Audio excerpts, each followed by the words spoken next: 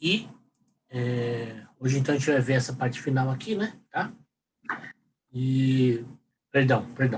O que está no TDIA é exercício para prova para vocês, treinarem, né? E a prova é bem parecida com aquilo lá, tá? Acho que só tem uma questão que não deu tempo de eu colocar lá, né? O jeitão dela, que é de quantização. E as questões teóricas estão no slide, tá? Então, no final desse slide estão as questões teóricas, né? São 8 questões, se não me engano. Bom, então a gente vai ver aqui, né? Tem um monte de slide. Peço desculpas, é que eu acho que acabei não conseguindo reduzir muito esse negócio aqui, né? Então, acuidade visual, parâmetros de visualização de imagens. Depois a gente vai ver sobre o vídeo mesmo, né? E no final a gente vai ver sobre quantização, tá bom? Então, o ideal seria ter feito a aula de laboratório de quantização, né? Mas, de fato, não deu tempo de fazer o laboratório, né? Então, assim, antes da prova, né? Vamos lá. Os animais, a acuidade, né? Então, particularmente pássaros, possuem visão resolução maior que os homens, né? A visão humana consegue resolução espacial mais alta, exatamente. Só na fóvea, né? Se a gente lembra, vai ter uma densidade grande de células, né? Sensitivas, então, parecido com vários animais aí, né? Então, a distância de 50 centímetros, né? Que é o que a gente usa para coisa de trabalho, né? Tá? Então, 1 milímetro de largura é o que dá 1/10 de grau, tá bom? Um pixel, né, de 1 milímetro de largura é 1/10 de grau, que é o que mais ou menos a nossa acuidade, né? Então, e ela é especificada em ciclos por grau, tá?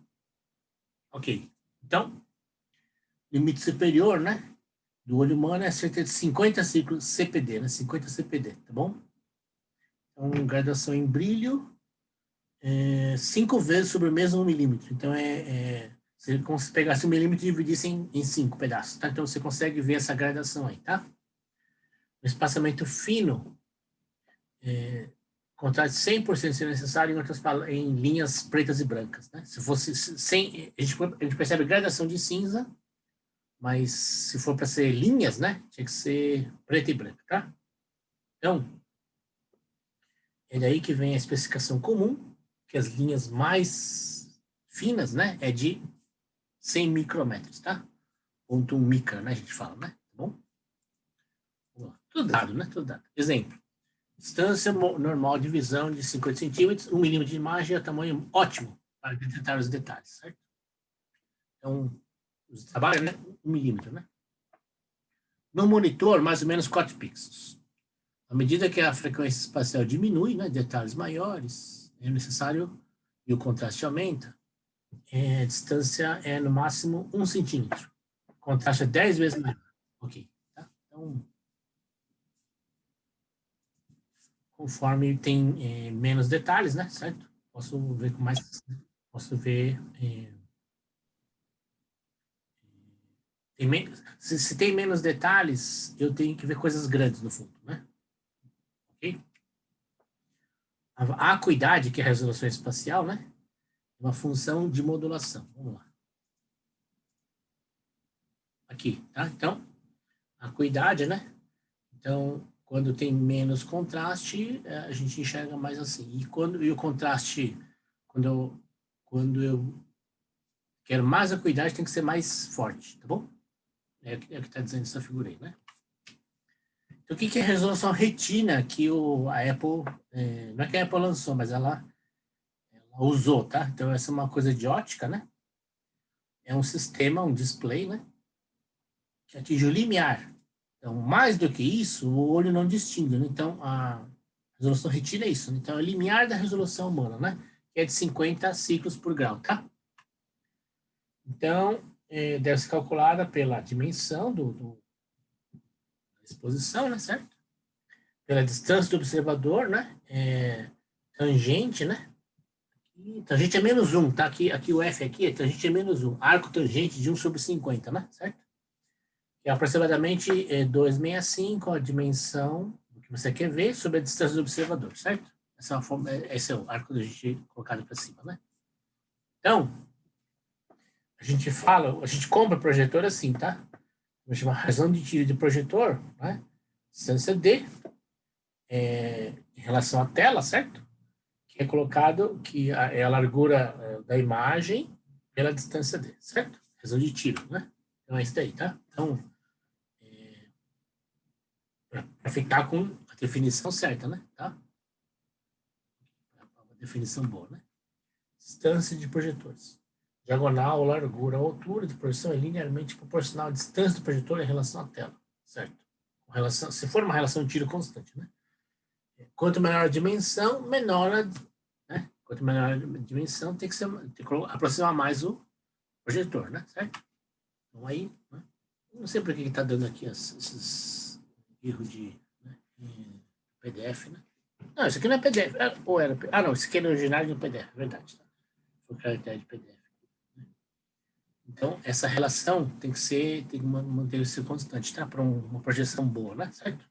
Distância D pela largura de projeção. A gente está vendo de cima, tá bom? Isso aqui. Imagens de cima. Então, é só isso. Então, aqui são detalhes do projetor, tá? Isso aí tem a ver com a acuidade visual e a distinção entre pixels que a gente vê na imagem, tá? Ok. Então, isso aqui tem uma questão ou duas no exercício, tá? Para vocês fazerem. Vamos lá. Essa parte aqui de codificação de vídeo, alguma coisa a gente já viu, né? Olha o Orson Welles aí, certo? Então, a gente viu essa coisa do PAL e do SDTV, certo? Entrelaçado 30 frames por segundo e não entrelaçado 60 frames por segundo, certo? Okay. Só que em Full HD ele é entrelaçado, tá bom? Em HD ele é de uma vez só. E o Full HD é entrelaçado. Tá bom. Então, isso aqui é novo. Compressão de vídeo. Codificação por compressão de vídeo. Codificação de vídeo visando a compressão de informações digitais. Então, é quando você tem que transmitir muita informação com uma banda estreita. Banda estreita, o que é? Sempre, né? Qualquer banda é estreita, tá, pessoal? Por quê, né?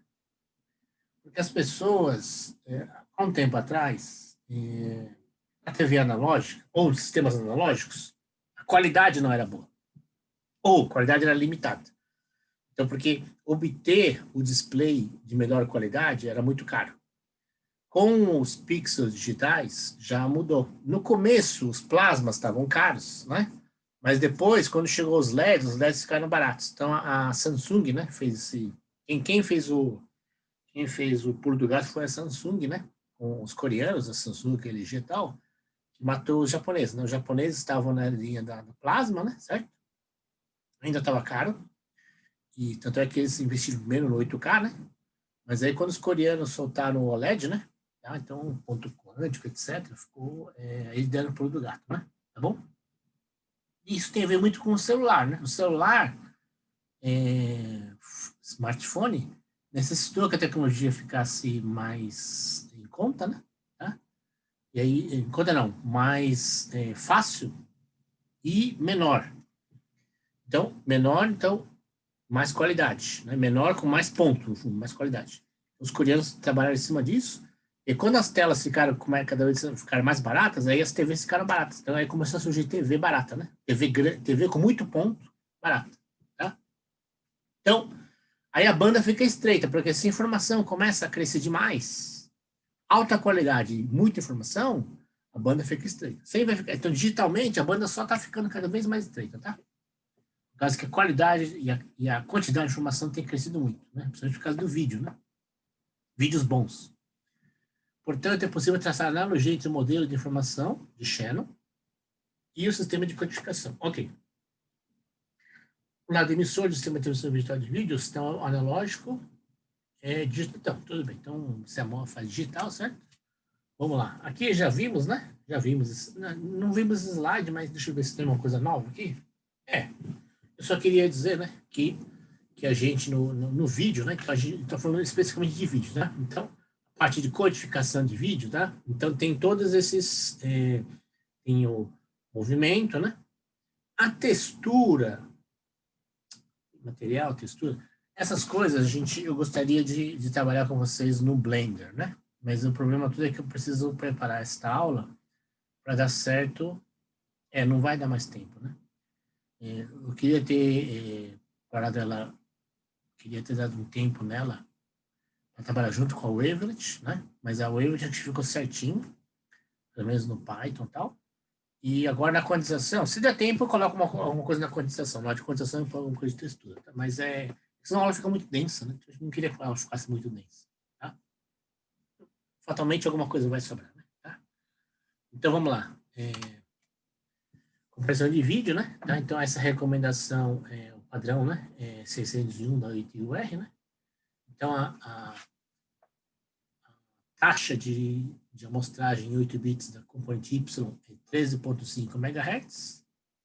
Do CBCR é a metade, 6,75, 8 bits também, tá? Então, cru, 116 megabits por segundo, né? E nos tempos de retraço, né? Tá? Porque o entrelaçado ele tem retraço, né? Bom, tem é mais importante o entrelaçado o retraço, né? Mas no não entrelaçado, no direto também tem retraço, lógico. 166 megabits por segundo. Tem informação que é colocada no preto, a gente fala, né? Na época de preto, quando a imagem não aparece, né? Então, algumas taxas comparativas aí, né? O canal de TV broadcast em 20 megabits, o DVD, né? 5 a 20, depende da codificação em PEG que você usa, tá? A internet é de 10 a 1 GB, né? Certo? O cabo, né? A DSL, nossa, nem acho que esse aqui tá antigo, hein? 10 mega e o celular, né? Esse aqui é o 2G, tá? 2G ia até 1 megabit, certo? 3G foi até 10 mega e 4G foi 10 e pouco, né? E 4G até 100 mega, certo? E o 5G agora é 10 giga, né? Certo? Chegar na mesma faixa do internet, né? Caminhando. Tá bom. Então, aquele lá é canal, né? Certo? Coisa de canal. E agora a gente vai ver, ó, uma lembrando aí, né, certo? Então a gente vai ver os componentes da codificação, tá bom?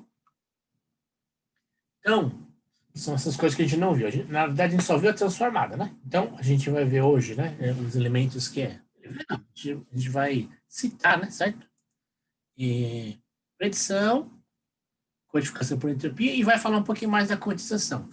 Hoje, professor, eu gostaria seria legal que a gente visse predição e tal, né? Então, como a gente vai na voz, né? Vai mexer em predição linear, o certo era mexer em predição aqui também, né? Porém, aí tem que dar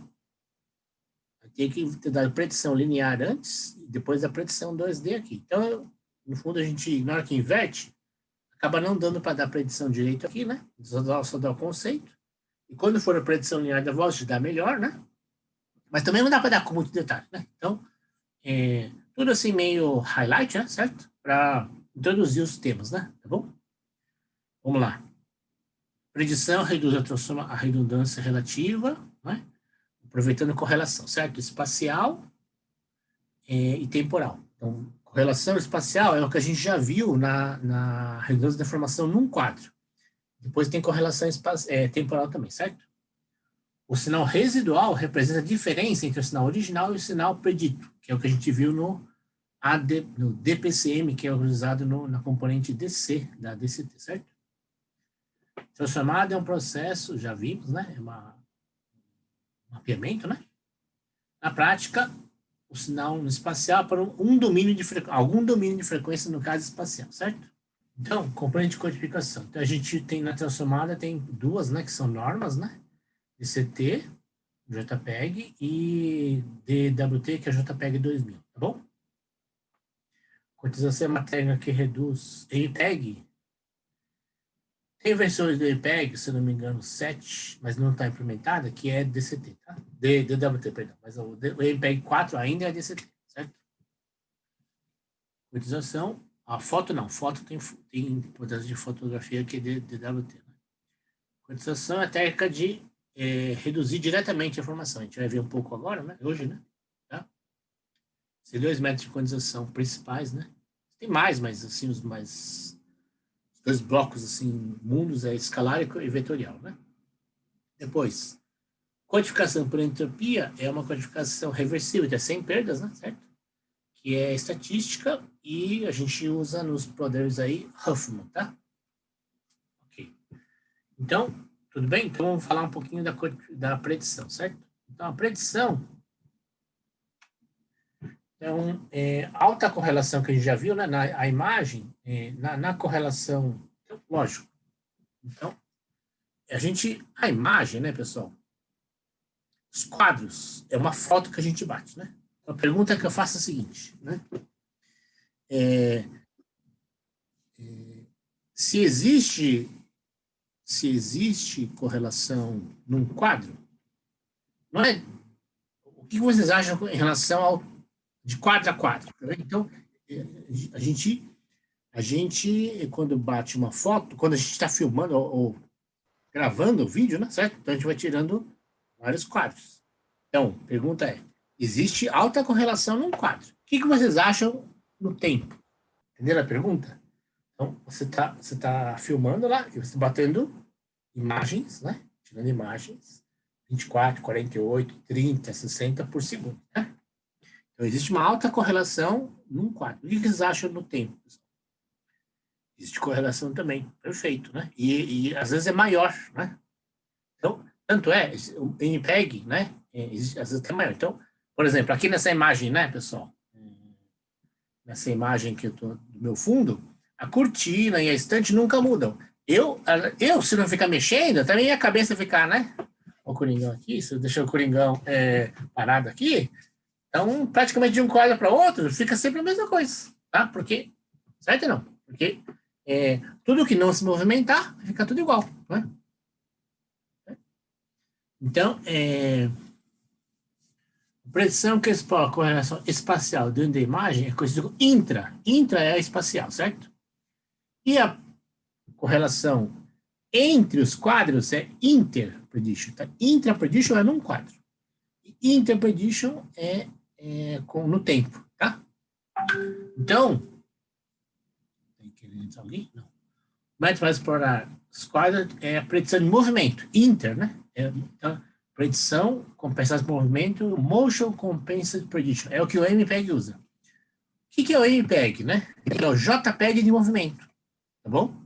Então, você tem o JPEG, que é intra-prediction, né? Então, no quadro, você aproveita as redundâncias, né? As correlações. E entre quadros, né? No tempo, é o MPEG, tá? O M é o moving group, né? Certo? Ok? Do movimento, né? Certo? O MPEG é o movimento do JPEG, então, certo? Vamos lá. Então, a predição, né? Essa predição aqui, né? No geral, tá? Isso aqui é no geral. Então, independente se ele é no tempo ou inter ou intra, né? Certo? Então, coisa geral da predição. Você tem o sinal de entrada, certo? E o que é o erro? Então, você faz aqui, né? O que é a ideia da predição, né, pessoal? Você monta no codificador o que vai ter no decodificador. Então, no fundo então, vamos fazer do contrário, né?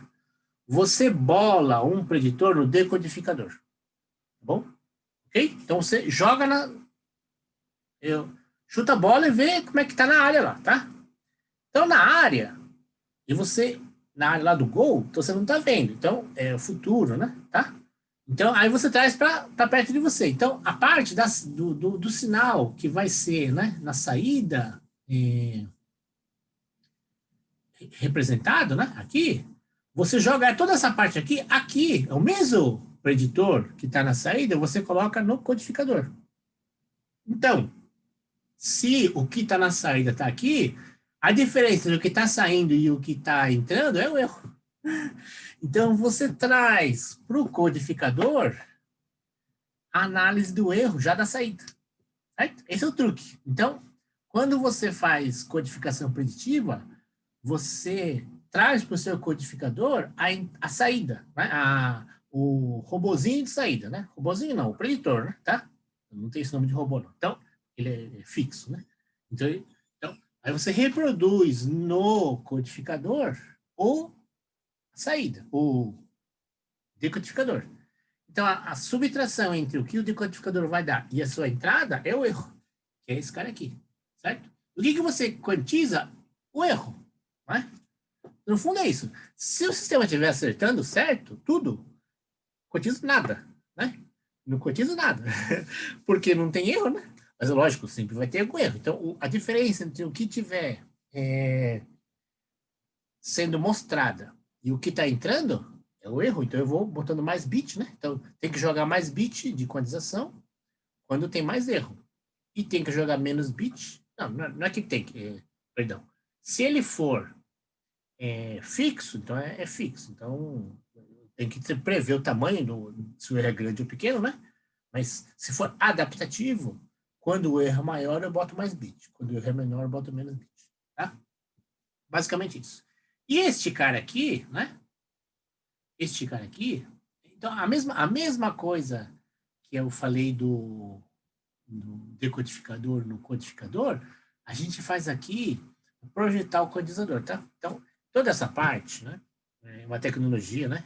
Quem contribuiu muito com isso, mas a gente agora é tudo normalizado, né? Normatizado, né? Então, e eu não vou comentar essas coisas aqui, porque isso daqui são coisas específicas de codificação, né? Tá? Com perdas, tá? Então a gente não vai. A gente vai falar de codização só, mas a mesma brincadeira que se faz, brincadeira não, a mesma tecnologia que se faz para diminuir o erro no codificador, a gente faz para diminuir o erro na codização. Tá? Quando eu tenho sistemas inteligentes ou projetados para minimizar a distorção, né? Então, isso aqui aqui é um sistema normal de codificação, mas aqui eu quero minimizar a distorção, tá? Então, aqui é o processo, né? Então, o codizador é replicado no codificador, um codizador inverso, para tentar minimizar esse erro aqui. Então, é o projeto do codizador, no fundo. Bom, e aqui o modo, o coisa do canal, tá? Então, também essa parte aqui é replicada, né? A coisa que é feita no decodificador é replicada no codificador, né? Então, aqui eu tenho um sistema de codificação sem perda, né? VLC, é o Huffman, né? Para suportar o canal, tá bom? Então, aqui eu tenho o sinal de entrada, o sinal de erro é bem menor que o sinal de entrada, certo? Porque é só o erro, né? Tá? Então, aqui o sinal predito, né? Aqui, e é o mesmo aqui porque o preditor do decodificador é o mesmo que está aqui, então é o mesmo sinal, certo? E aqui é o sinal decodificado, que a princípio, se o erro é baixo, ou se o erro é nulo, não existe, mas se o erro é baixo, o sinal de saída ele segue perfeitamente a entrada, tá? Isso aqui é o esquema geral. Vamos lá. É o intraframe, né?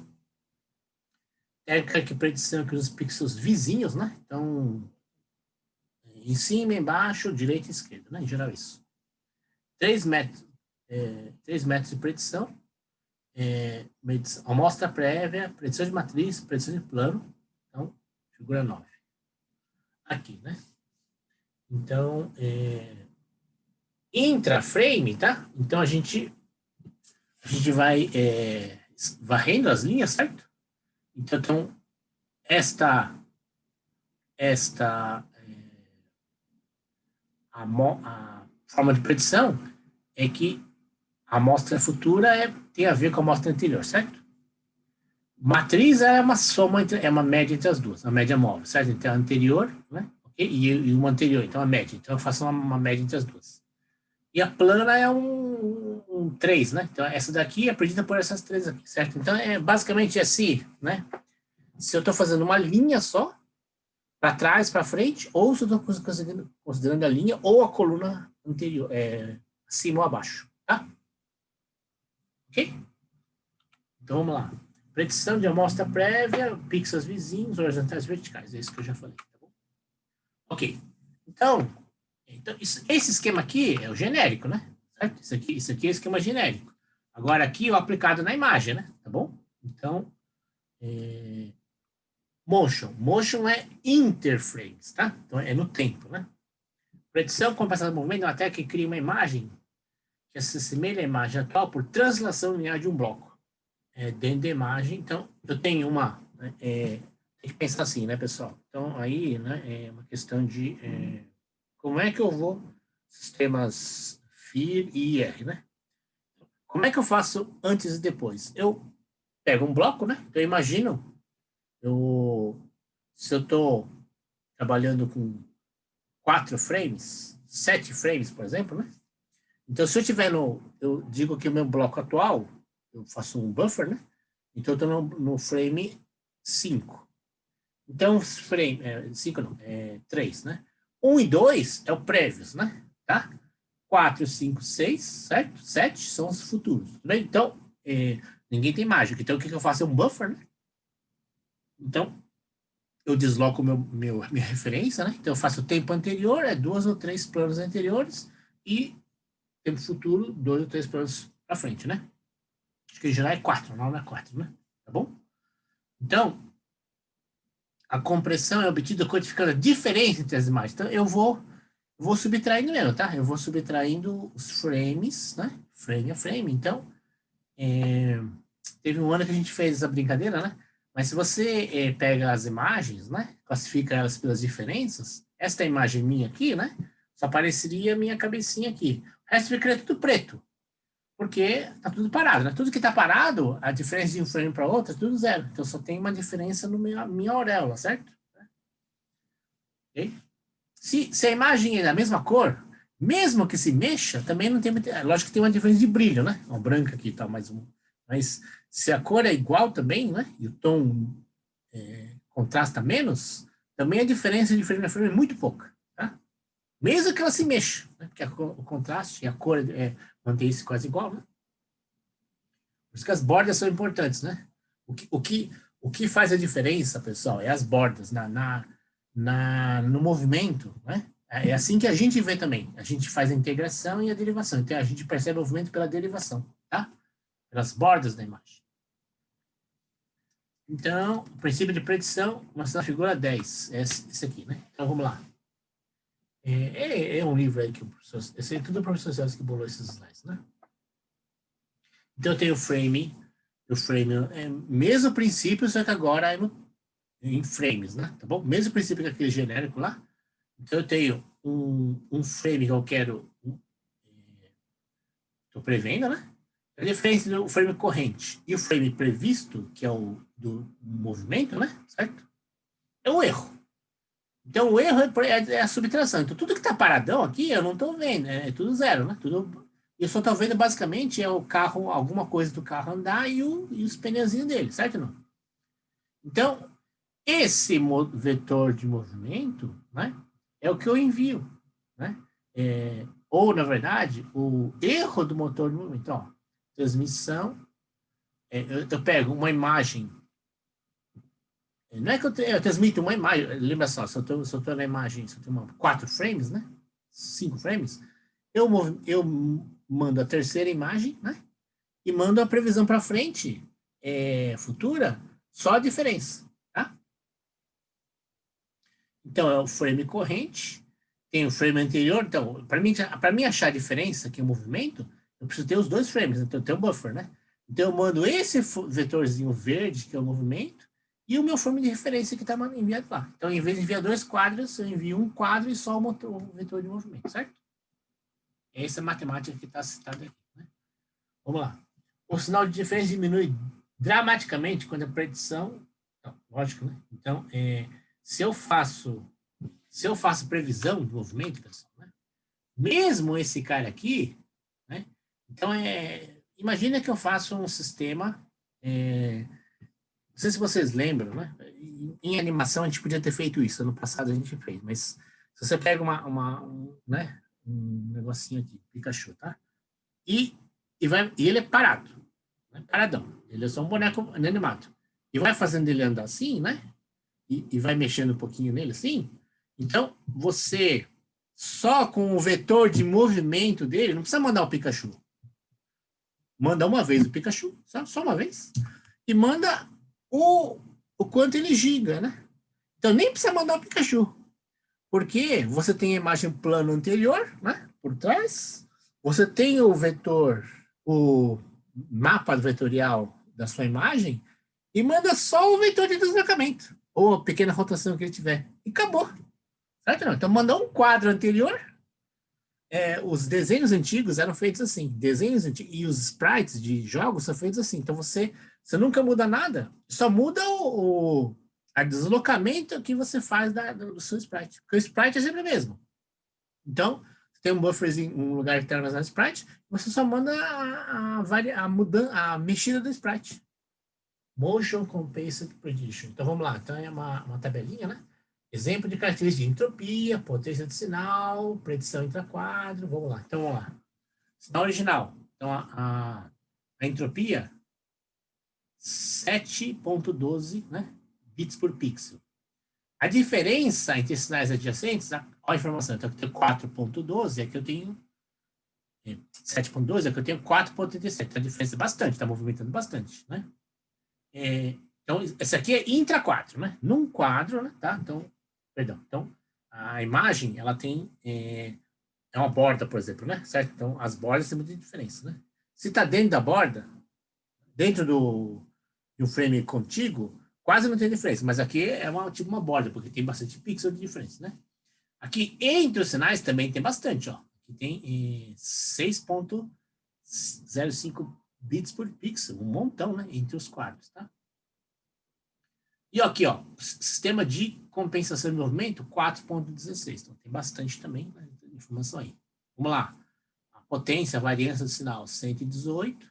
O sinal diferencial, menos, né? Em geral, isso.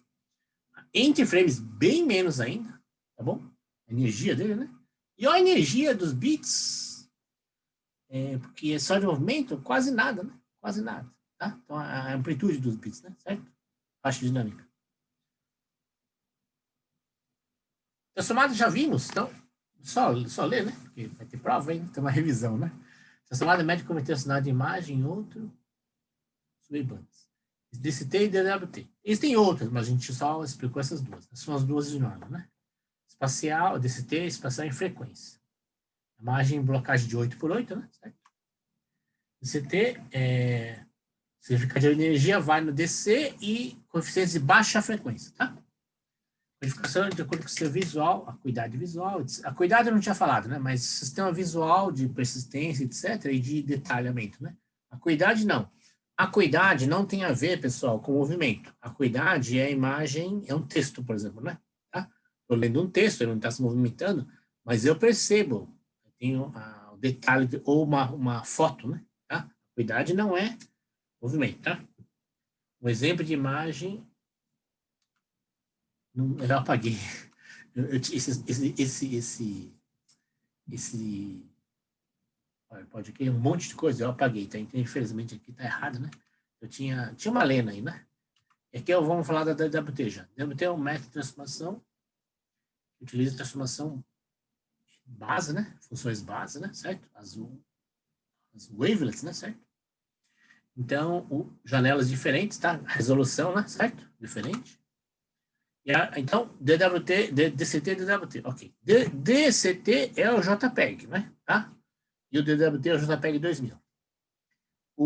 A DCT está no MPEG 4, 1, 2, 3, 4, e a JPEG e a DWT, se não me engano, está no MPEG 7, 10 e 14, mas eles não... Ninguém adotou, né? Por que ninguém adotou esse negócio aí?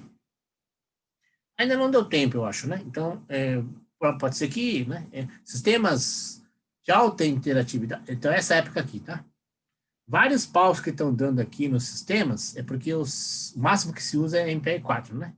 Se tivessem sistemas MPEG 7, 10, 14, eles prevêem várias coisas de interatividade, tá? Resolução diferente. Então, por exemplo, você poder botar um monte de gente numa sala e ver e ouvir pessoas... conversas múltiplas, tá? Então, tudo previsto em normas maiores, mas elas não entraram em vigor porque não estavam precisando, né? Se o mundo novo normal for esse nosso aqui, que vai ter que ter muita coisa de videoconferência, coisas de alta interatividade remota, né? Provavelmente o pessoal vai voltar a investir em PEG 7, 10, 14, tá? Então, vamos lá. Quantização. Quantização, o fim dessa aula já falar bastante disso, né?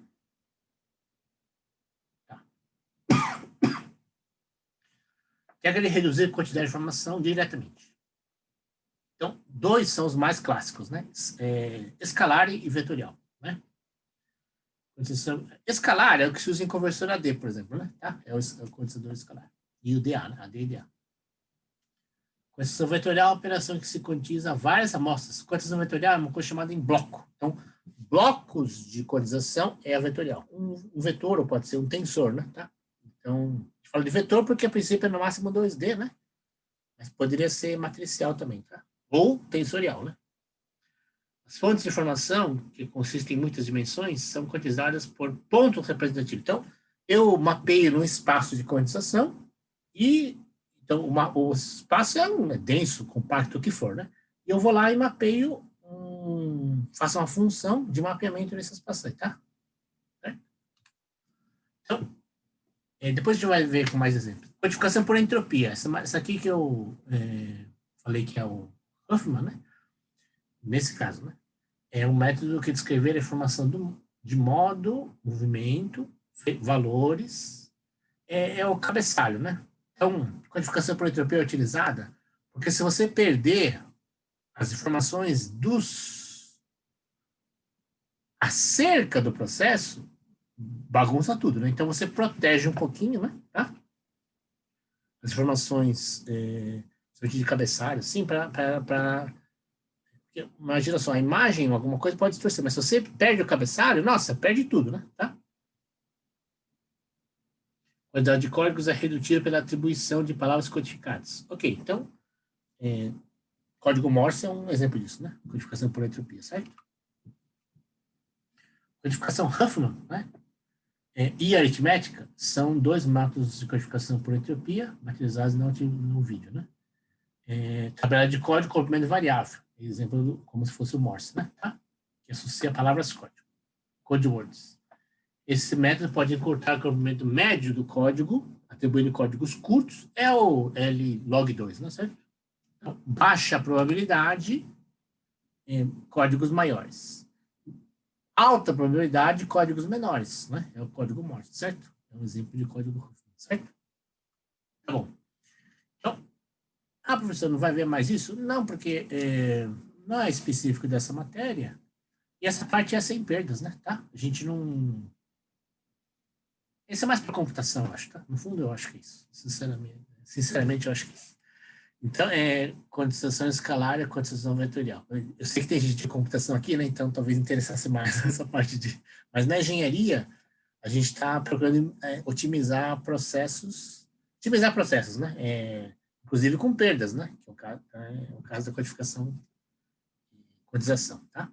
A transformada, etc, né? Então, a gente vai ver essas duas quantizações aqui, né? Com um pouco mais de detalhe, que é escalar e a vetorial, né? Vamos lá. Quantização escalar. Muitas das ideias fundamentais são facilmente entendidas no contexto escalar. Então, para quem não se lembra, né? Então, o exemplo básico é um conversor analógico digital, certo? Por exemplo, então você pega um número, né? 2.7. Se você arredondar, ele vai para 3. 1.2, se você arredonda, vai para 1, né? Tá bom? Então, é o round, né? Da função do C, etc., do Python, é um quantizador, né? Tá bom? Mapeia uma reta, né? Um número contínuo, certo? Um conjunto contínuo de um universo contínuo, né? Certo? Num espaço discreto, certo? Então, componentes de um quantizador, mapeamento. Então, é a divisão em intervalos, né? Então, entre o 0 e... Se eu tiver um código meio, entre o 0 e 1, tudo que cai nessa fase aí é meio, né?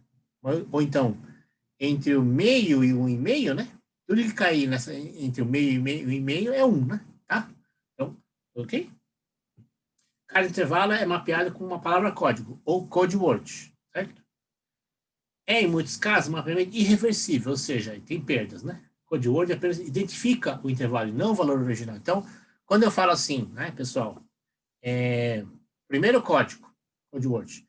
Então, eu não estou dizendo que ela é de 0 a 1 ou de meio a 1,5, né? Falo que é o primeiro intervalo. Aí, quem quem projetou o codificador é que disse se ela é de, né, ela poderia ser de 0 a 5, né? Então você tem 0 a 10, 0 a 5 é o primeiro código, 5.1 até 10 é o segundo código, né? Então, os limites e quem que está, né, os valores dos limites é o primeiro e segundo, identificação da code word.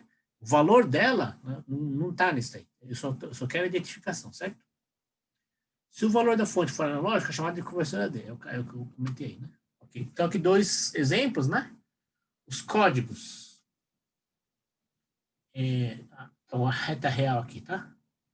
A entrada variando de -3 a +3. Esses são os limites da quantização. Então, aqui tem vários valores em uma reta real. Então, tudo que cair entre o -3 e o -2, eu coloco como 001. Né? Tudo que cair entre o 2 e o 3, eu coloco 110. 3 bits, né? Tudo que cair entre -1 e 1, boto 0001. Essas aqui são as code words, tá? Esses códigos são os code words. No caso aqui é binário BCD, certo? Aqui é o AD, né? Conversor AD. Agora tem o conversor ADA. Então eu tenho códigos. Cada um dos códigos eu vou me representar uma saída. Se eu colocar o código 110, eu vou colocar 2,5. Mas, professor, eu coloquei na entrada, entrou 2.1 e vai sair 2.5? Sim, né? Porque é uma definição. Esse aqui é no codificador, é um dispositivo, esse aqui é outro dispositivo. Então, aqui nesse intervalo entre 2 e 3, era 1, 0. E na saída, tudo que for 1, 0, eu boto 2,5. É definido. Este valor específico, né, é o projeto, aí cada um que se veja, é na hora de projetar, né? Cada um que escolha o seu conversor ADA, no caso, né? Para dizer qual o valor que mais lhe convém. Mas não foge muito disso, não. Ou seja, ou é inteiro, ou é meio, inteiro e vírgula, meio, né? Inteiro quebrado. Ou inteiro ou inteiro quebrado, tá? Os valores de saída, ou é inteiro ou inteiro quebrado, né? A gente fala. Tem uma questão disso, exercício para vocês pesquisarem, né? Vamos lá. Tudo bem? Componentes de um codificador. Decodificador, né? É o que dá a palavra código, o decodificador dá um valor estimado, que é esse cara aqui, né? Então, eu dei 101 e o decodificador bota 1,5. Eu coloquei 010, eu coloco menos 1,5, tá? Então, é esse que o decodificador faz. Normalmente é o ponto médio. Normalmente, mas pode não ser, tá? Mas a estimativa mais precisa irá depender da distribuição. Então, por exemplo, quando a gente faz codificação não linear, que é o caso do PCM, né? Lei-A, Lei-Mi, de telefonia, não é assim. Então, ele segue uma curva log segmentada, né? Ele é linear por pedaços, tá? Você vai juntando os trechos, dá uma curva quase log, né? Mas é linear por pedaços. O PCM, tanto o Lei-A quanto o Lei-Mi, né? G711, tá? G711, codificador aí da internet, né? Ele é linear por pedaços, e quando você junta os pedaços, ele é logaritmo. Próximo de logaritmo, tá? Porque não tem infinito, no caso. Ao estimar o valor, o decodificador pode não, pode, né? Porque, veja bem, se eu tive a sorte na entrada, eu entendo que está com 2,5 volts, né, na entrada, no conversor AD. E depois, passou por todo o processo e sai 1,0, sai 2,5, nossa, ele acertou? Não, foi sorte, né? Então, na entrada eu coloquei um valor que era exatamente o valor que o decodificador vai jogar, né? Mas entre 2.1 ou 2.0 e 2.9, tudo que tiver aqui nesse intervalo aqui, ele coloca como 2,5. Tudo na saída, né? Então, se for 2, 2.1, né? Se for 2,5 também, logicamente, né? Certo? Ok. Então, a compressão de imagem. Então, por exemplo, olha só, pessoal. Aqui, né, eu já tenho, né? Normalmente, a gente está usando 8 bits por pixel, 255 níveis, tá? Aqui é a leninha, né? Com 2 bits por pixel, tá bem? Mas olha a lena aqui, pixelada, é preto ou branco, né? 1 bit por pixel, né? Olha aí. Então, não tá bom, quer dizer, não tá bom, né? Mas, tem alguma resolução que me dá definição. Eu consigo, logicamente, não saberia dizer que ela é lena, né? Mas a gente sabe porque a gente está trabalhando com ela, mas tem uns pontinhos aí, tá? Mas engana bem, né? Tá? Quantização vetorial, vamos lá. Quantização vetorial, VQ, né? Vector Quantization, é método... a escalar também tem perdas, né? Mas aqui é o que dá mais perdas é a vetorial. Mais perdas. É que compacta mais, né? Vamos falar assim, é que compacta mais. Não diria que dá mais perdas, é que compacta mais. No passado, ele originalmente, quando se bolou essa técnica, era muito difícil, porque tinha que fazer um sistema de variáveis, né? Multidimensional, sistema de integrais, nossa, super complicado. Porém, esses caras aqui, Lind, Booz e Gray, desenvolveram um algoritmo, treinando, né? Jogando alguns dados antes, ele jogava umas sementes no fundo, né? E o sistema seguia essa semente e resolvia, né? É a condição inicial do problema, tá? Eu tinha um sistema de equações que era muito osso de resolver. O LBG, eles bolaram uma coisa que jogando pela condição inicial mais ou menos prevista, o algoritmo chega bem, né? Tá? Então, e em caso gaussiano, ele é ótimo. Então, ele chega igualzinho ao sistema exato, né? Ou quase exato, porque o sistema multidimensional também não é muito exato, mas é ótimo. Então, uso de sequência de treinamento e ignora, então baniu essa coisa. Então, ficou muito simples, inclusive, vocês vão pesquisar isso aí, tá? Vamos lá. O que é condição vetorial? O que são centroides? Então, você tem regiões no espaço, tá? Regulares ou não regulares, e algum lugar dentro delas, né? Tem um centroide, né? Então, exemplos aqui no caso do retângulo, né? Reticulado uniforme, ele está aqui. No reticulado genérico aqui, ele está aqui, tá? Essas, tanto aqui quanto aqui, é chamada regiões de Voronoi. Então, essa delimitado pela... Essa aqui, por exemplo, é aberta, né? Tá?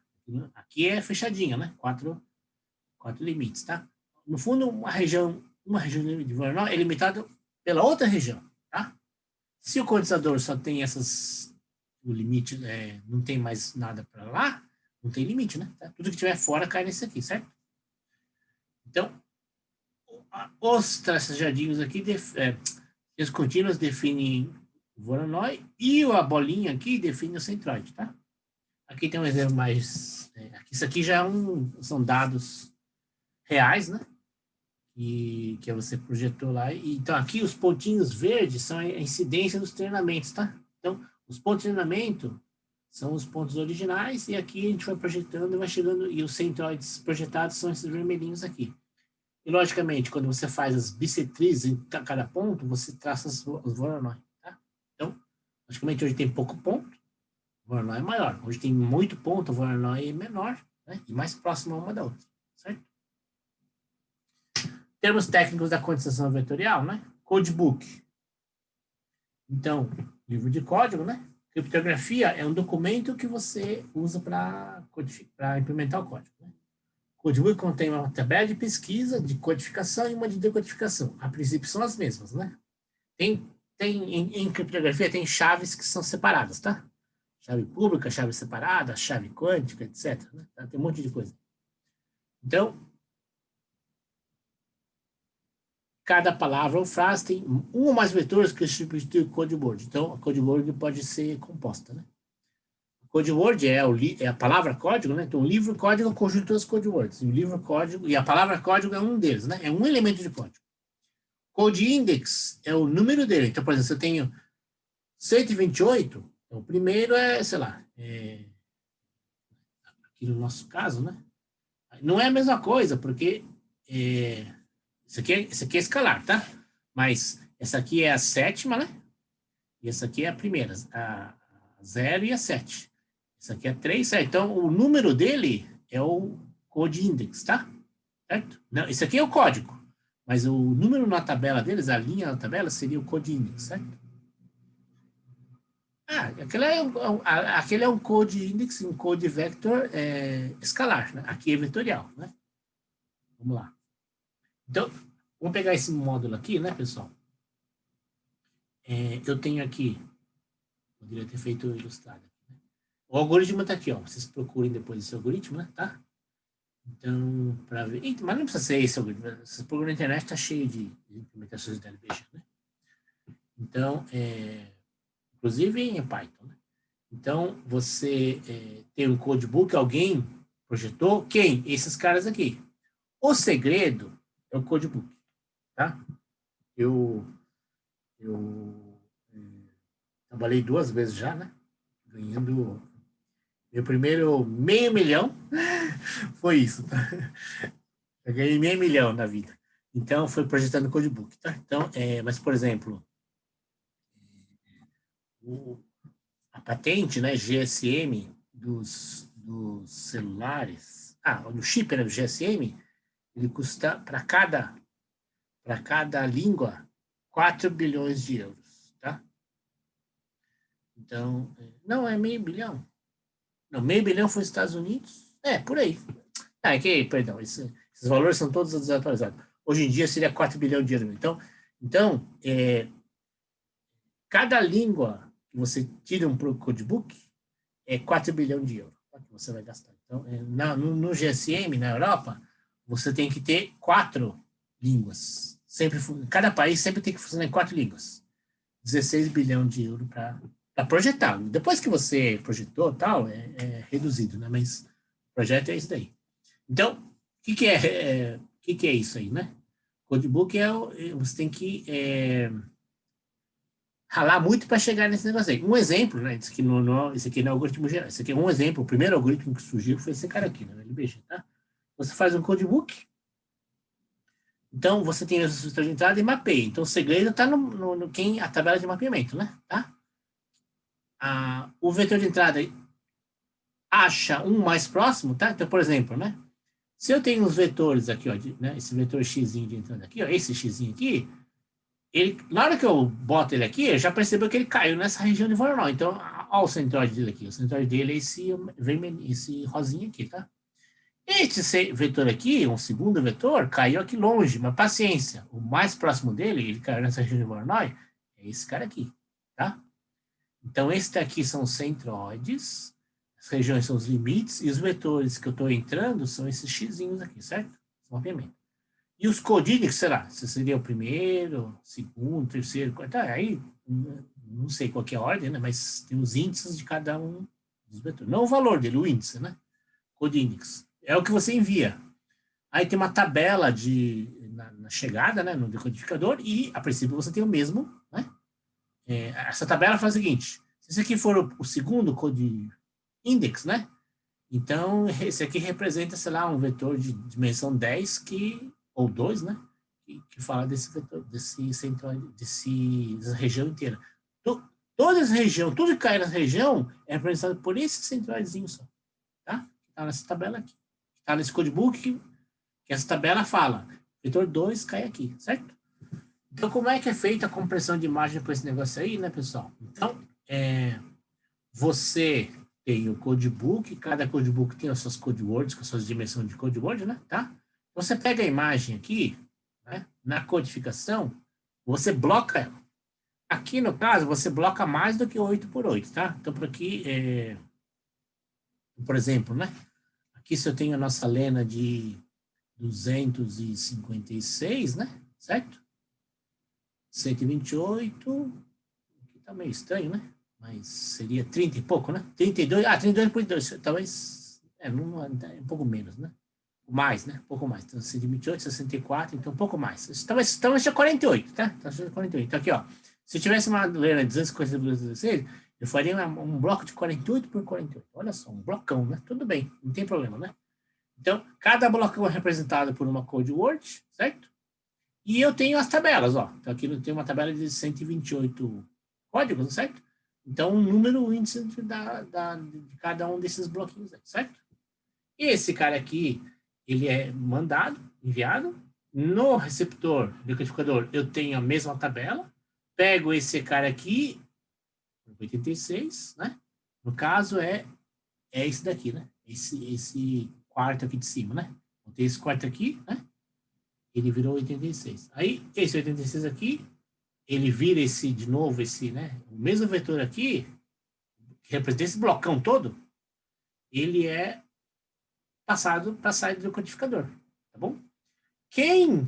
Qual é a métrica utilizada para você achar quão próximo está um vetor original, um vetor de entrada, de todos os outros vizinhos, tá? Em geral, a gente usa medida euclidiana, distorção quadrática, né? L2, tá? Norma L2. Então, em geral, é o erro quadrático médico. Vamos lá.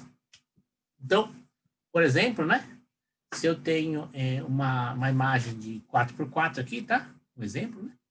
Eu tenho 128 por 128 vetores para uma imagem de 512 por 512, né?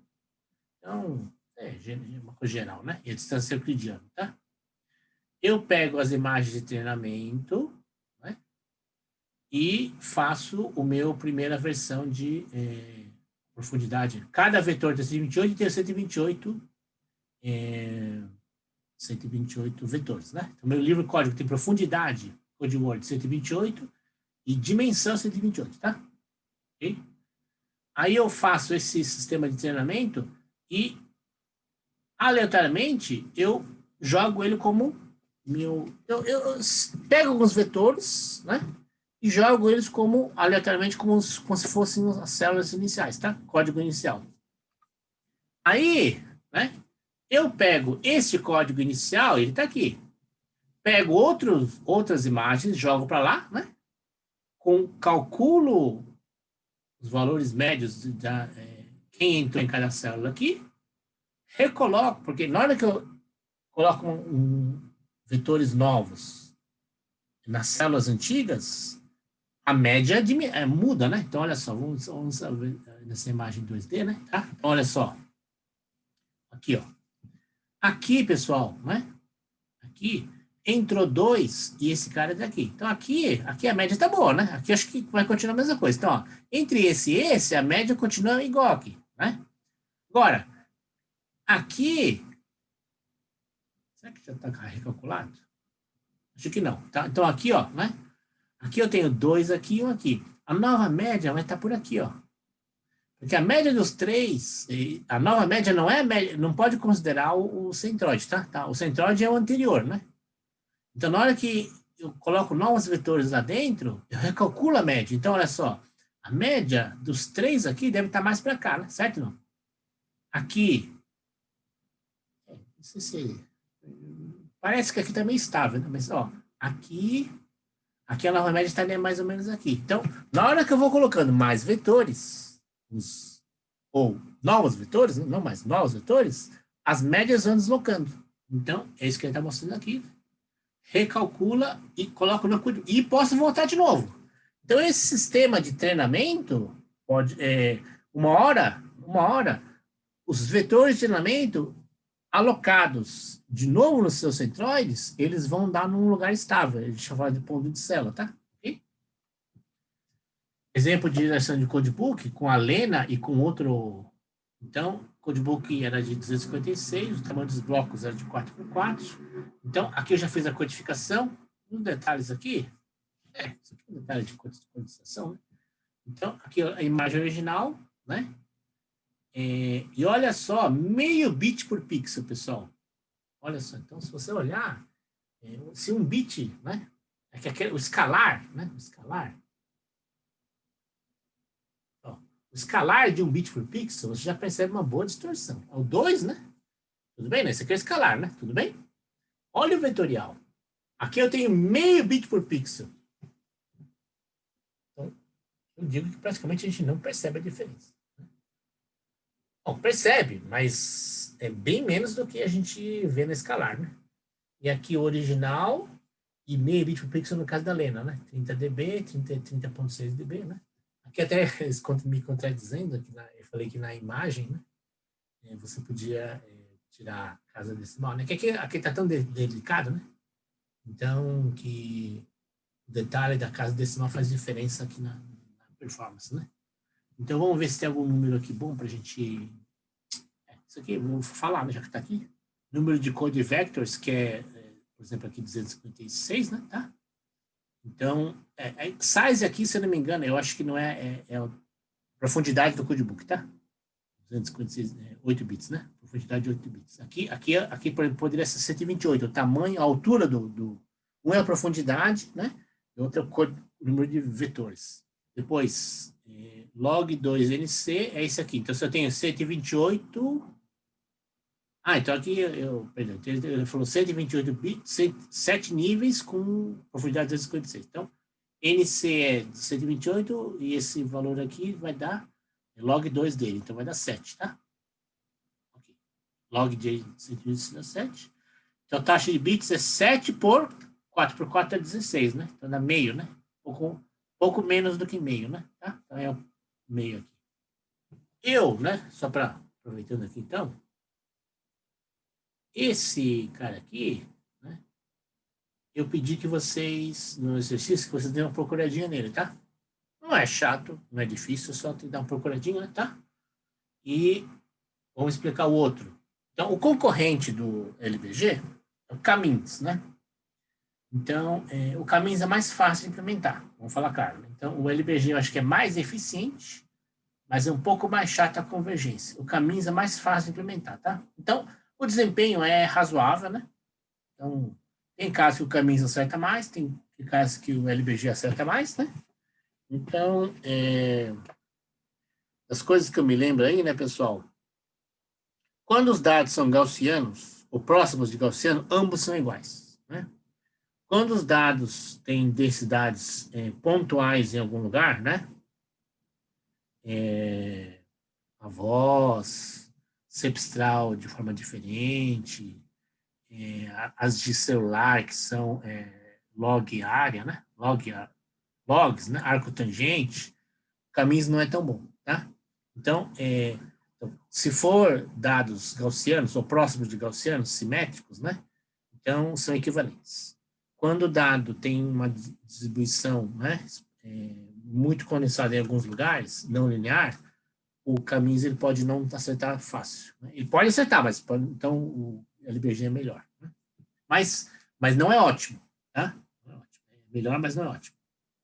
Então, o Camins está aqui, ele é muito utilizado porque muitos dados são gaussianos, né? O próximo de gaussianos. Ou a gente mapeia para tentar chegar perto de gaussiano, né? Distribuição gaussiana. Foi bolado por McQueen, né, em 1967, um matemático aí, estatístico, se não me engano. Então, é um dos algoritmos de aprendizagem não supervisionados. Então, o legal dele é isso. Então, você não precisa ficar treinando. O LBG precisa treinar. O Camins é um treinamento suave, bem suave. Então, praticamente, a gente considera não supervisionado, né? Quando ele é de treinamento pesado, é supervisionado. Quando ele praticamente aprende direto, é não supervisionado, né? Ele aprende, mas aprende quase direto, né? Então, o procedimento é uma maneira simples, tá? Então, você chuta. Então, por exemplo, né? Você chuta. Então, como é que você faz no Caminhos, né? Então, você fala assim, vai ter 16. Mas por que vai ter 16? Porque eu estou chutando, né? Então, eu chutei lá. Então, você faz uma...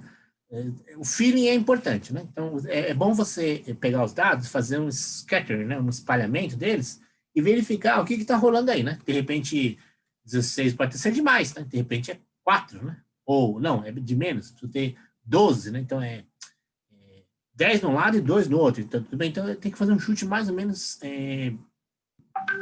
Então, faço uma aglutinação, né? Chutada, assim, mais esperta, né? Então, aí você define os k-centroides. Pode ser média, pode ser outra, mas, em geral, média. Você faz a média dos pontos que você chutou, né? E você, né? Como é que você escolhe um centroide do outro? No melhor, o chute mais, o feeling mais normal é quanto mais distante possível um do outro, né? Então, para você pegar o espaço e mapear tudo, né? Ok? Próximo passo é achar a distância de dos dados aos centroides que você chutou, né? E acabou com todos. Parou. Próximo passo, né? Que tem um loopzinho, né? Tem uma pequena aprendizado, né? Recalcula os novos centroides com aqueles que caíram nas células, né? Acha os novos centroides na métrica que você usar, em geral L2, tá? Então, o Camins, quando não converge a dado que não é gaussiano, o segredo é trocar a norma, tá? Então, se você tem dados que são característica meio não linear, e você está utilizando uma medida de distorção linear, você, sem mapear diferente, você muda a distorção. Você usa uma distorção log, por exemplo, tá? Log a diferença de logs, né, que é log do quociente, tá bom? Então, ou arco tangente, tudo bem. Então, você vai... O caminhos o pessoal usa porque ele é simples. Então, se os dados são não lineares, você joga uma função de distorção não linear. Em vez de ser euclidiana, né, que é quadrática, que é derivável, etc., você bota... Todas são derivadas, mas o segredo é que se o dado é não linear, tem que usar com algum mapeamento não linear. Tá? Sepstral é isso, né? Log. Né? Então, aí, na hora que você gerou novos dados, pegou os novos dados e teve os centroides, aí você recalcula o centroide, certo? O novo centro de massa, novo barycentro, a gente fala. Então, os K-centroides mudam sua localização até que vai fazendo isso até ficar estável, né? Quando não houver mais, chegou a convergência. Então, você, em geral, mapeia o erro métrico quadrático, o erro quadrático médio. Tá? O LBG, a diferença, pessoal, é que ele vai dividindo o espaço. Ele sempre vai dividindo o espaço. Então, ele começou com 2. Aqui não, aqui sempre é 16, sempre. Sempre é o mesmo tamanho fixo. O LBG, ele vai, chegou no 16, aí ele vai para 32. 32 vai para 64. O LBG vai dividindo sempre, tá? E aí você tem que ver se você é esperto que, de repente, dividir uma vez piorou, você volta para trás, né? Então, pode ser que você... ou você sempre vai para frente para dividir quanto mais, tem gente que faz assim, porque tem gente que tem a premissa de que é o celular faz isso. Não, 4K dados, né? 4K dados. Não, 16K dados. Eu quero um codebook de nível 16K. Por quê? Porque na premissa de várias pessoas, de vários grupos, não apareceu o vetor a mais, porque eu não tenho amostra a mais. Big Data, né? Então, se eu tiver mais dados, vai aparecer alguém que fala diferente. Vai aparecer com um olho diferente. Vai aparecer com um cabelo diferente. Entendeu? Então, na premissa do LBG, sempre dividir mais é melhor. O que está errado nesse negócio aí? Não é que está errado. O que é a natureza, né? Então, a natureza, logicamente, sempre pode aparecer uma coisa diferente. Mas aí vira mosquinha branca, né? Então, será que vale a pena ter um sistema tão discriminativo que eu pegue todas as mosquinhas brancas que existam ou classifique todas as mosquinhas brancas como uma mosquinha branca lá, né? Certo? Genérica. E resolvo mais, gasto menos bits para as pessoas normais, né? Tá? Então, o pessoal do celular parou, né? Mas numa época eles estavam nessa linha aí de que, para ter mais qualidade das vozes, né? O sotaque, na verdade, mais sotaque adequado a cada região, eles estavam indo para aumentar cada vez mais, né? A memória não estava fazendo tanta diferença, né? Então, as memórias flash ficaram baratas. Então, a ideia era quanto mais distinção, melhor, tá? Mas, logicamente, tem um custo-benefício para ser seguido, né? Vamos lá. Que é o delay, né? O tempo de delay. Tá bom. Então, eu corri um pouco, achei demais, né? Mas é melhor assim, acho que então aqui eu vou falar um pouquinho. Só citar aqui, né? Esses exercícios aqui, pessoal, são os que vocês vão ter que entregar, tá? Então, lembrando, eu estou um pouco na dúvida de que eu tô brigando na prova, tô brigando com o Tidia, porque eu não estou conseguindo digitar aquele negócio lá. Então eu digito lá e, nossa, tá um caos, né? Então, se bobear, eu vou ter umas questões genéricas, assim, básicas, e uma ou duas questões só diferentes, tá? Porque não tá difícil editar aquele negócio. Mas, então, a lista, né, é uma semana para entregar, e basicamente são todas as questões, né? Questões, assim, derivadas dos textos aí, né? Certo? Eu esqueci de colocar coisas mais de DWT, né? Não, eu já fiz.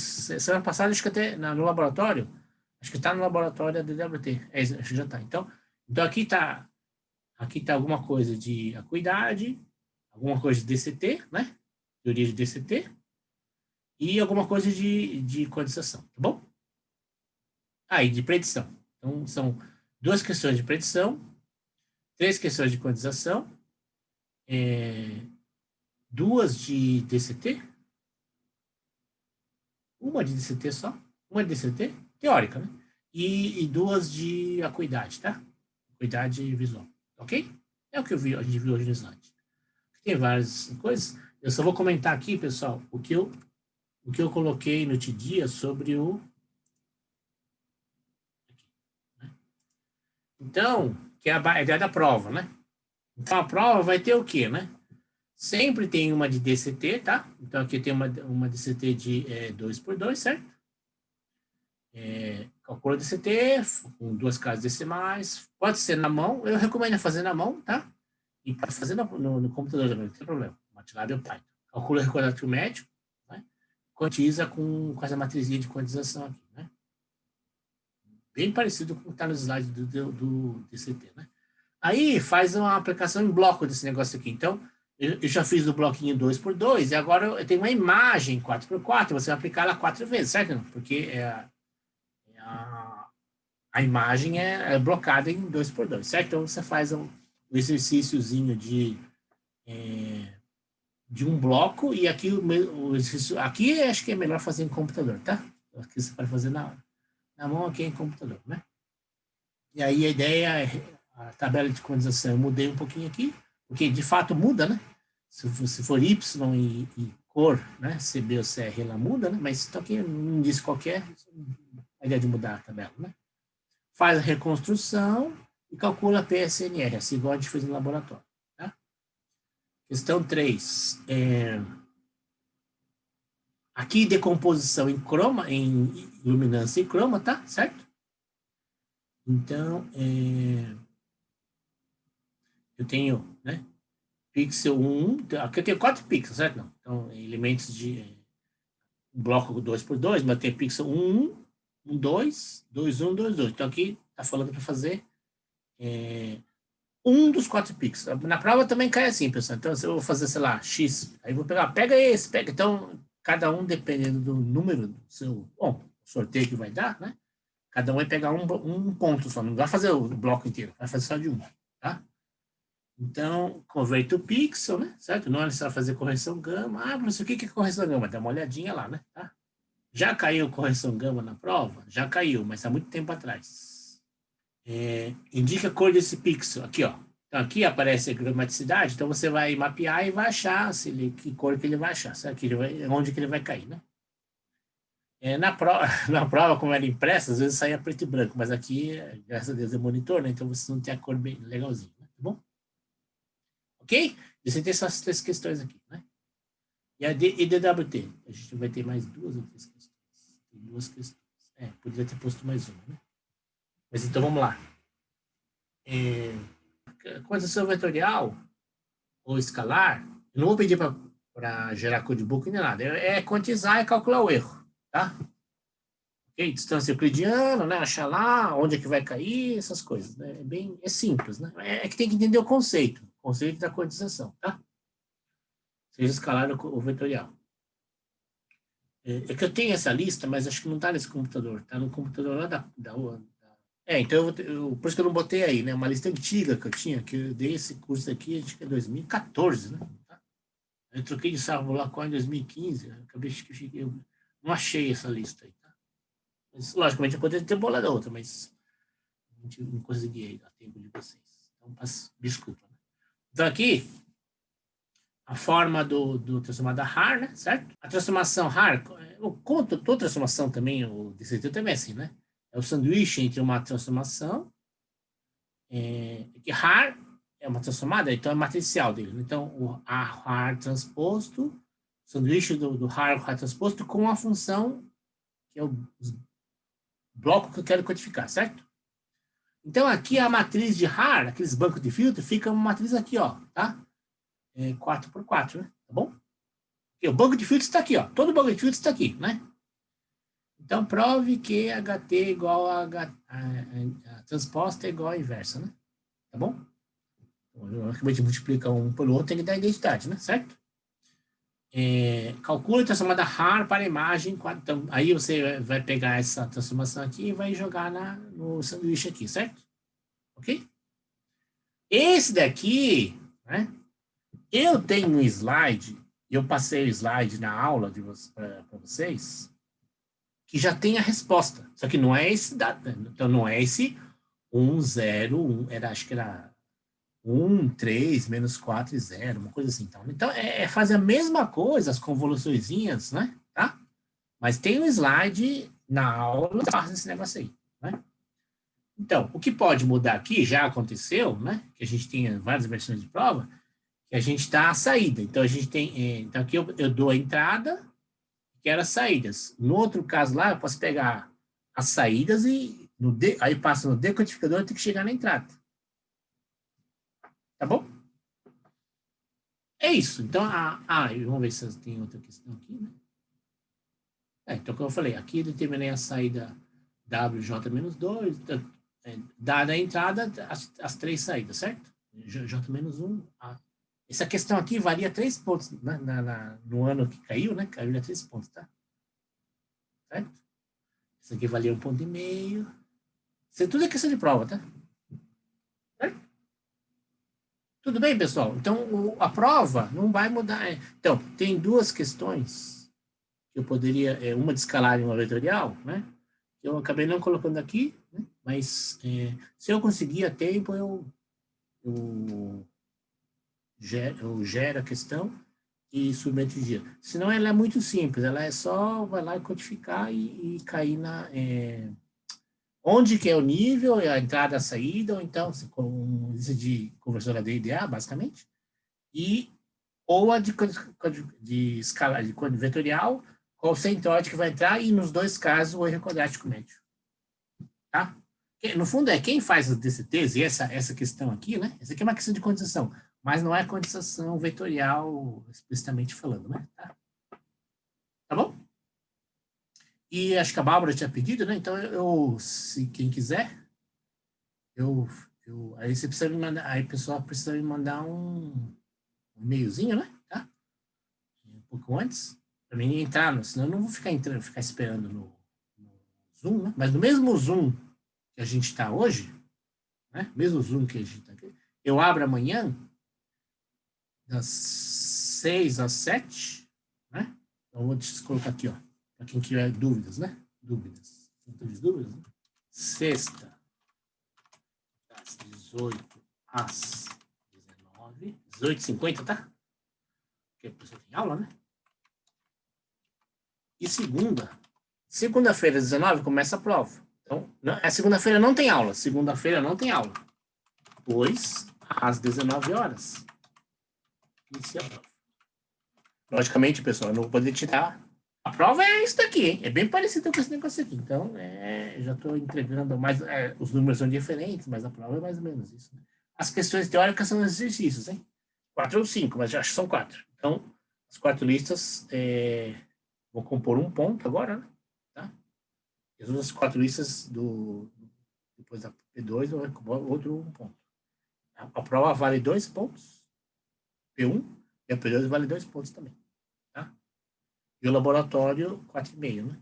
Então, acho que não é o exercício é 1,5 ponto. Então, bom, não sei, mas falta de nota não vai ter, pessoal. Tá? Então, a gente distribui mais nota do que precisa, do que fecha 10, tá?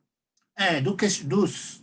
Professor, não entendi alguma coisa, assim, você pode manda por e-mail, né, tá? Ou no meu Telegram, pessoal, né? Meu Telegram, Prominami, tá? Prominami, você me acha no Telegram, tá? Então, você pode me escrever no Prominami que eu respondo, tá? Tá bom? Então, o Telegram eu vejo com mais frequência, porque eu estou dando outra matéria, né? E eu respondo para os bichos, né? Então, eu respondo para os bichos no Telegram, tá? Então, querendo tirar dúvida aí, em qualquer momento. Lógico, às vezes não vou responder na hora, mas eu não precisa esperar até segunda-feira, tá? Se ficar 72 horas no ar, o Felipe tinha perguntado, né? Então, como a aula de quinta-feira, hoje, né? Começa às 9, então a prova vai finalizar 9 da noite da quinta-feira. Então a pessoa pode começar a prova até 7 da noite, da quinta-feira que vem, tá? Mas ela vai finalizar 9 da noite para não entrar na aula seguinte, tá? Na aula seguinte já não tem mais prova. Tá? Então ela tem 72 horas para... a prova, a duração máxima é 12 horas. Cada pessoa entrou a fazer a prova, ela tem 12 horas para entregar. Mas a prova finaliza, né, fecha tudo, 9 horas da próxima quinta-feira. Então, a pessoa no máximo tem que começar a prova às 7 da noite da próxima quinta-feira, tá? Porque ela vai... Não, ela pode fazer em 15 minutos, mas ela vai finalizar às 9 horas, tá? E 12 horas, para quem começar no máximo 9 da manhã, né? Certo? Da quinta-feira, né? Certo? Então, o tempo normal dela, em ao vivo, seria 2 horas, né? Que as pessoas resolvem em 1 hora, né? 45 minutos e tal, né? Então, a gente... como tem algum... Esse aqui, por exemplo, 2 seria mais computacional. Show, bom estudo, tá? Não. Exercícios sempre é uma semana, Beatriz. Exercícios 29, uma semana. Tá bom? Sim, mas o que eu vou fazer, né? A prova é que é grande. A prova é que é grande. É que o QS fala que a gente tem que dar 72 horas, né? É só vocês não juntarem tudo, né, pessoal? É só vocês não deixar tudo para ficar junto, né? Vocês têm que fazer alguma coisa antes, né? Os 72 horas é a limitação do... Acho que é o tempo de você... Não, eu entendo que às vezes o pessoal... Computador, né? Tá bom? É que a gente quer fechar... A gente tem que fechar a matéria antes de começar o outro tema, né? A segunda... Laboratório de quantização, tá, pessoal? Então, eu gostaria de ter feito a quantização antes da prova, né? Mas, na verdade, pessoal, é muito simples. Na verdade, vocês irão ganhando.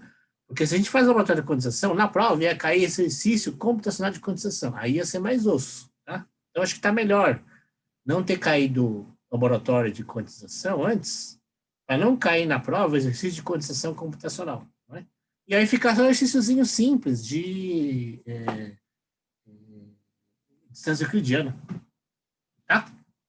Tudo bem, não? Então, o que cair na prova vai ser uma questão, né? De coisas de distância euclidiana, tá?